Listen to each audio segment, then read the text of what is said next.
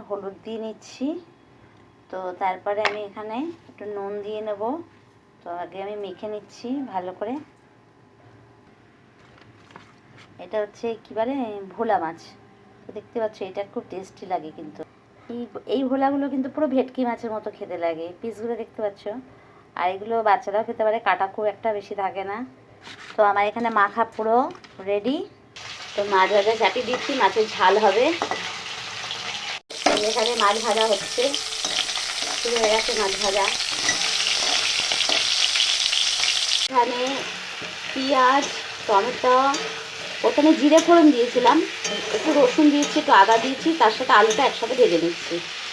তো অন্যদিন একসাথে করি, তা আজকে একটু এরকম পরে আমি মানে দিচ্ছি। হলুদ দিলাম, একটু লঙ্কা দিলাম, লঙ্কাটা 2 চামচির মতো দেবো, একটু ঝাল লঙ্কা আছে খুব।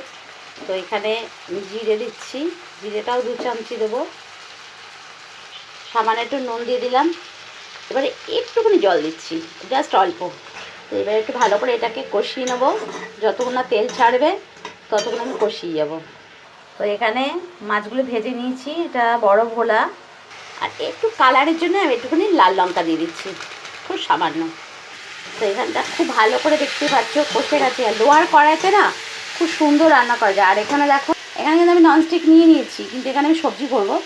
আমার দুটোতেই এটা তো রান্না হবে আর এইটাতেও করবো এক্ষুনি, যেহেতু তো এইটাতে আমি ব্রকলি রান্না করব।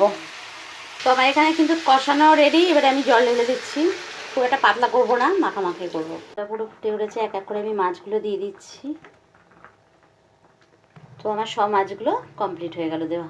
একটু নেড়ে চেড়ে একটু ঢাকা দিয়ে দিলে একটু মাখা হলেই নামাবো। তো এখানে অনেকটাই ঝোলটা টেনে গেছে। তো আমার এখানে রেডি তো মাছের ঝোল। তো আজকের মতো রাখলাম, তো টাটা।